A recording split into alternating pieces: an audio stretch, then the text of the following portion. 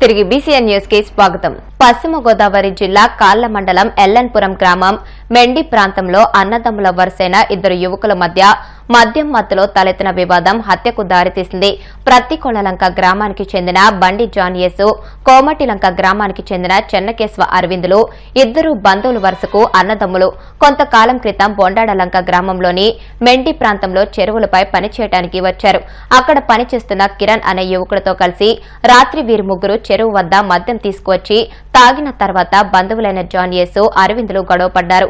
ఈ క్రమంలో అరవింద్ పక్కనే ఉన్న వస్తువుతో జాన్ యేసు మీద దాడి చేయడానికి ప్రయత్నించగా వెంటనే జాన్ యేసు అందుబాటులో ఉన్న కత్తితో అరవింద్ను పొడిచాడు. పక్కనే ఉన్న కిరణ్ వారించేలోపే ఈ సంఘటన జరిగినట్లుగా తెలుస్తోంది. వెంటనే అతన్ని ప్రభుత్వ ఆసుపత్రికి తీసుకువెళ్లగా మరణించినట్లు వైద్యులు ధృవీకరించారు. ఘటనపై పోలీసులు కేసు నమోదు చేసి విచారణ చేస్తున్నారు. పశ్చిమ గోదావరి జిల్లా పాలకొల్లు ధర్మ పరిరక్షణ సమితి ఆధ్వర్యంలో భారత సైన్యానికి, భారత ప్రభుత్వానికి మద్దతుగా స్థానిక శిశు మందిర్ పాఠశాలలో సూర్యహోమం నిర్వహించారు. ఈ సందర్భంగా కేవీ కృష్ణవర్మ మాట్లాడుతూ కుల మతాలకు అతీతంగా భారతీయులందరూ ఒకే తాటి మీదకు వచ్చి సైనికులకు, భారత ప్రభుత్వానికి మద్దతుగా ఉండి ఉగ్రవాద నిర్మూలనకు కృషి చేయాలని కోరారు.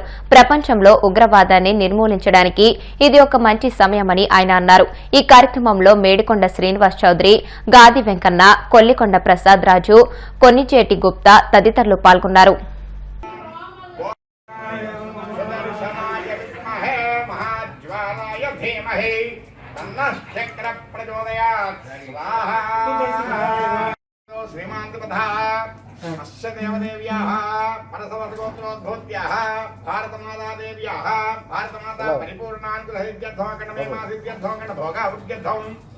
అఖండ తేజస్ సంపాదనార్థం సమస్త హిందూ ధర్మ పరిరక్షణా సిద్ధ్యర్థం భారతమాత సకల సౌభాగ్య సిద్ధ్యర్థం భారతదేశ హిందూ ప్రజానైకాం సమస్త ప్రజానైకాం. మన మతం ఏదైనా, కులం ఏదైనా, మన విశ్వాసాలు ఎలా ఉన్నప్పటికీ కూడా కంట్రీ ఫస్ట్ అనేటువంటి నినాదంతో ఈరోజు భారతీయులందరూ ఏకం అవ్వాల్సినటువంటి సందర్భం ఇది. మరి ఈనాడు చూస్తూ ఉన్నాం, గత 70 ఏళ్లలో అభివృద్ధి చెందుతున్నటువంటి దేశం, ప్రపంచంలో అగ్రపథానికి సాగుతున్నటువంటి దేశం మన భారతదేశం. మరి అదే సందర్భంలో మన పక్కన ఉన్నటువంటి దాయాద్ దేశం, పాకిస్తాన్ కొనారిల్లుతున్నటువంటి దేశం.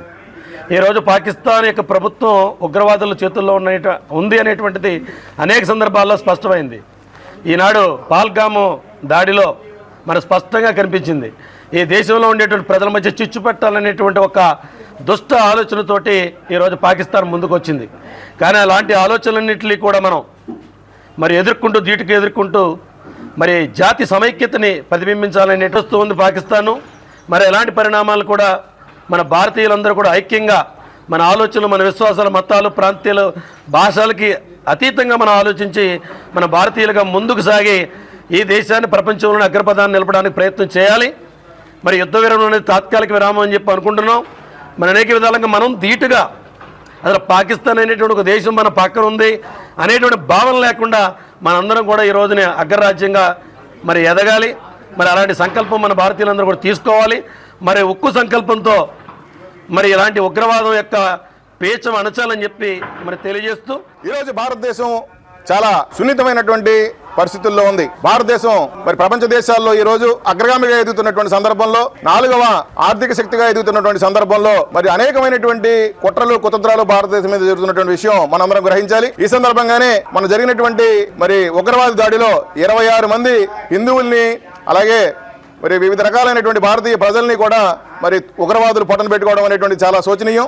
దానికి ప్రతీకారంగా మరి భారత ప్రభుత్వం తీసుకున్నటువంటి నిర్ణయం ఏదైతే ఉందో, ఉగ్రవాదాలని సమూహంగా మరి నిర్మూలించాలని, తద్వారా మరి ఉగ్రవాదులు కూడా కలిసి ఇద్దరు ఒకటై, అంటే పాకిస్తాన్ ప్రభుత్వము, పాకిస్తాన్ తాలూకా ఉగ్రవాదులు అందరూ కూడా ఒకటిగా అయ్యి ఈరోజు భారతదేశం మీద పెద్ద ఎత్తున ముప్పేట దాడి చేస్తున్నటువంటి ఈ సందర్భం అనేటువంటిది మరి భారతీయులారా మనందరం కూడా ఒకసారి తీవ్రంగా ఆలోచించాల్సినటువంటి విషయం.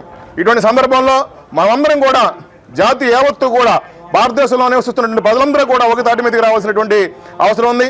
మనలో ఉన్నటువంటి విభేదాలు కానీ, మనలో ఉన్నటువంటి తారతమ్యాలు కానీ అన్నింటినీ కూడా పక్కన పెట్టి మనం ఒక చైతన్యంతో, ఒక స్ఫూర్తితో భారతదేశ ప్రభుత్వానికి కానీ, భారత సైనికులకు కానీ మనం అందరూ కూడా మరి చేయూతనిచ్చి, ధైర్యాన్ని ఇచ్చి వాళ్ళల్లో దమ్మును నింపి ముందుకు నడిపించవలసినటువంటి సందర్భం ఉంది. పశ్చిమ గోదావరి జిల్లా భీమవరంలోని కలెక్టర్ కార్యాలయం వద్ద కమ్యూనిటీ హెల్త్ ఆఫీసర్లు చేస్తున్న నిరవధిక సమ్మె సోమవారంకు 15వ రోజుకు చేరుకుంది. ఫ్లోరెన్స్ నైటింగేల్ చిత్రపటానికి పూలమాలలు వేసి నివాళులర్పించిన అనంతరం ఏపీ ఎంసీఏ జిల్లా అధ్యక్షురాలు పి శిరీషారాణి, సెక్రటరీ కె విజయ సీతారామరాజు మాట్లాడుతూ ప్రభుత్వం ఇప్పటికైనా స్పందించి తమ న్యాయమైన డిమాండ్లను పరిష్కరించాలని డిమాండ్ చేశారు. ఇటీవలే జిల్లా కలెక్టర్కు వినతి పత్రాన్ని అందించినా స్పందన కరువైందన్నారు. ఆయుష్మాన్ భారత్ నిబంధనల ప్రకారం 6 ఏళ్లు పూర్తి చేసుకున్న సీహెచ్ఓలను రెగ్యులర్ చేయాలని, ఎన్హెచ్ఎం ఉద్యోగులతో సమానంగా 23% వేతన సవరణ జరగాలని, నిర్దిష్టమైన జాబ్ కార్డులు తదితర న్యాయమైన డిమాండ్లను పరిష్కరించాలని కోరారు. గత 15 రోజులుగా మేము ఈ నిరవధిక సమ్మె అనేది కొనసాగిస్తున్నామండి. గ్రామాల్లో పనిచేస్తున్నప్పుడు మేము ప్రజలకి, గర్భిణీ స్త్రీలకి, బీపీ షుగర్ ఉన్న వాళ్ళకి, పాలిచ్చే తల్లులకి, బెడ్ రిడెన్ పేషెంట్స్కి చాలామందికి మేము సేవలు అనేవి అందిస్తూ ఉన్నామండి. అయితే మా గవర్నమెంట్ నుంచి మేము కొన్ని కోరుకుంటున్నామండి. అయితే మాకు కమ్యూనిటీ హెల్త్ ఆఫీసర్లకి 6 సంవత్సరాలు పూర్తి చేసుకున్న వారికి రెగ్యులర్ చేస్తామని ఎన్హెచ్ఎం నామ్స్ ప్రకారం ఉందండి. అది రెగ్యులర్ చేయాలని చెప్పి మేము అడుగుతున్నామండి. అటు విధంగానే ఎన్హెచ్ఎం ఉద్యోగులందరికీ 23% హైక్ అనేది ఇచ్చారండి. అది మా కేడర్కి వర్తింప చేయలేదండి. దయచేసి అది కూడా మాకు ఇవ్వాలని కోరుకుంటున్నామండి. గత సంవత్సరంగా ఈపీఎఫ్ఓని మాకు ఈపీఎఫ్ఓ కట్ అయ్యేది, 1 సంవత్సరం నుంచి ఈపీఎఫ్ఓని ఆపేశారండి. దయచేసి ఈపీఎఫ్ఓని మళ్ళీ పునరుద్ధరించాలని చెప్పేసి మేము అడుగుతున్నామండి. కొంతమంది ట్రైబల్ ఏరియాస్లో వేరే చోట్ల పనిచేసుకుని వేరే చోట్ల పనిచేస్తున్నారు. వాళ్ళందరికీ ట్రాన్స్ఫర్ పాలసీని అమలు చేయాలంటున్నామండి. మేము కొంతమంది ఓన్ బిల్డింగ్స్ లేకుండా రెంటెడ్ బిల్డింగ్స్లో ఉంటున్నామండి. వాళ్ళందరికీ రెంట్ అండ్ ఎలక్ట్రిసిటీ బిల్స్ చాలా మంత్స్ నుంచి పెండింగ్ ఉన్నాయండి. అవన్నీ వెంటనే క్లియర్ చేయాలని ప్రభుత్వాన్ని మేము అడుగుతున్నామండి. అంతేకాదు ట్రాన్స్ఫర్ పాలసీ కంపల్సరీ అమలు చేయాలని అడుగుతున్నామండి. మేము ఎక్కువ మంది వర్క్ చేసేది ఫీమేల్స్ అండి. అయితే కొంతమంది మ్యారీడ్స్ ఉన్నారు, కొంతమంది అన్మ్యారీడ్స్ ఉన్నారు. అయితే 8 PM ఎఫ్ఆర్ఎస్ వేయాలి అని చెప్పి అడుగుతున్నారండి. ఎందుకంటే మాకు కొన్ని బిల్డింగ్స్ ఊరి చివర్లో కట్టి ఉన్నారండి.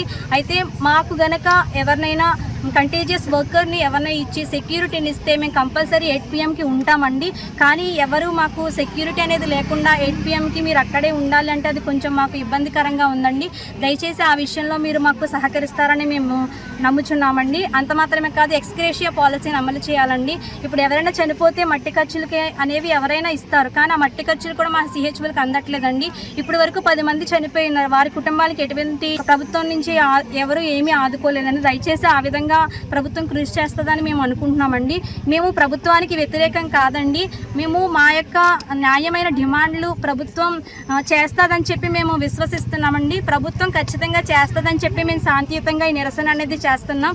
దయచేసి ప్రభుత్వం వారు మమ్మల్ని గుర్తించి మా న్యాయమైన డిమాండ్లన్నీ పరిగణలోనికి తీసుకుని మమ్మల్ని ఈ యొక్క ఇబ్బందుల నుంచి బయటపడేస్తుంది ప్రభుత్వం అని మేము ఎదురు చూస్తున్నామండి. భారత్, పాకిస్తాన్ దేశాల మధ్య ఉద్రిక్తతలు క్రమంగా చల్లారుతున్నాయి. కాగా కాల్పుల విరమణ అవగాహన ఒప్పందం కొనసాగింపునకు ఈ మధ్యాహ్నం జరగాల్సిన భారత్ పాక్ డీజీఎంఓల హాట్లైన్ చర్చలు వాయిదా పడ్డాయి. వాయిదాలకు గల కారణాలు వెల్లడి కాలేదు. ఈ చర్చలపై అందరి దృష్టి నెలకొని ఉంది.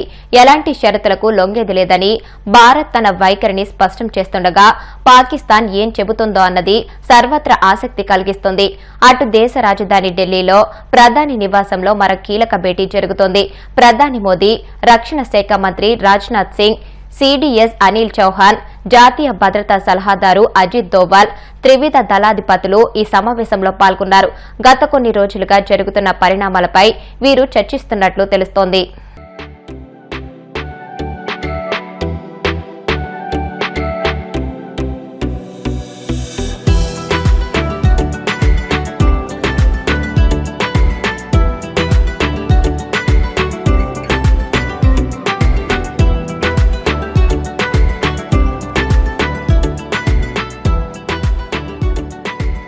వార్తలు ముగించే ముందు ముఖ్యాంశాలు మరొకసారి.